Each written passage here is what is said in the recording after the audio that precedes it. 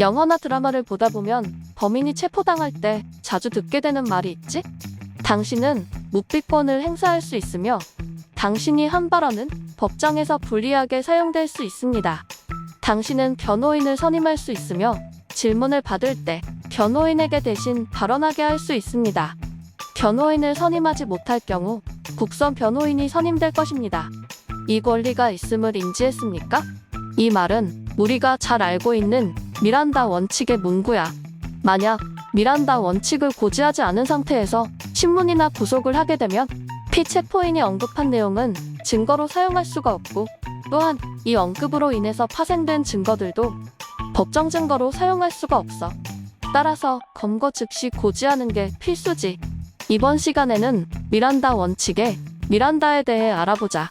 미란다는 1963년 8월 은행에서 8달러를 훔친 혐의로 체포되었는데 처음 2시간 동안 범행을 부인하다 갑자기 자신의 범죄를 자백하기 시작했어. 당황했던 탓일까? 뜻밖에도 자신의 죄를 자백하는 과정에서 18세 소녀를 성추행했다는 진술까지 하게 되었어. 추후 재판 과정에서 미란다의 변호인 측은 진술 당시 변호사가 같이 입회하지 않았고 자기의 법적 권리를 충분히 고집하지 못했기 때문에 법적 권리가 보장되지 못하는 상황에서 작성된 진술서는 증거가 될 수 없다고 주장했지. 하지만 미란다의 진술서는 범행 증거가 너무나 명확했기 때문에 경찰은 미란다를 기소하여 상급 법원인 애리조나주 법원에서까지 승소하였어. 하지만 월월엔 대법관이 중심이 된 미국 연방대법원은 미란다가 미국 수정헌법 제5조에 불리한 증언을 하지 않아도 될 권리와 제6조의 변호사 조력을 받을 권리를 침해당했다고 하였어. 그래서 1966년 연방대법관들은 5대4로 판결을 기각하고 사건을 다시 애리조나주 법원으로 환송했지. 미란다 판결은 선고 당일부터 엄청난 논란의 대상이 되었는데 많은 검사들과 경찰관들이 앞으로 수사가 불가능해질 것이고 흉악범들이 처벌받지 않고 풀려날 것이라는 비관적인 전망을 했어. 변호인으로부터 진술을 거부하라는 충고를 들은 범인을 어떻게 조사하겠느냐는 것이 그들의 주장이었지. 그러나 모두의 걱정과는 반대로 결국 미란다는 목격자의 진술을 근거로 피닉스시 검찰에 의해 다시 기소되었고 징역 10년형을 선고받으며 법의 심판을 받게 되었지. 이는 피해자의 권리를 보장한다고 해서 범인들이 활보하거나 법 질서가 혼란스러워지지 않는다는 것을 보여주는 좋은 예시가 되었어.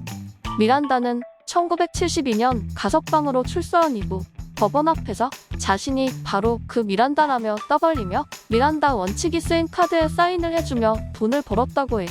그러던 중 1976년 어느 술집에서 자기가 미란다 원칙의 미란다라고 나대다가 시비가 붙었고 몸싸움 도중 치명상을 입고 사망하였어.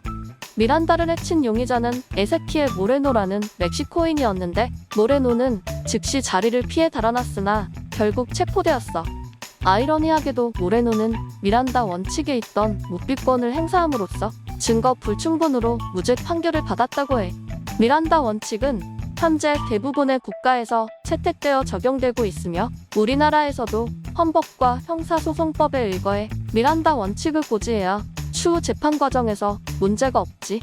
그러나 미란다 원칙을 고지하지 않았다고 해서 무조건 무죄 판결이 나오는 것은 아니야. 자백과 무관한 증거가 유죄를 증명하기에 충분한 경우에는 유죄가 선고될 수도 있기 때문에 미란다 원칙은 자백의 증거 능력과 관련된 절차상의 원칙일 뿐 자백과 무관한 다른 증거까지 배제해주지는 않아. 마지막으로 일반 시민이 현행범을 체포하거나 제압할 경우에는 미란다 원칙을 고지할 의무가 없어. 미란다 원칙은 국가의 사법권 행사로부터 국민을 보호하기 위해 필요한 것이기 때문이지. 내 이야기가 또 듣고 싶다면 구독과 좋아요, 알람 설정까지 부탁해.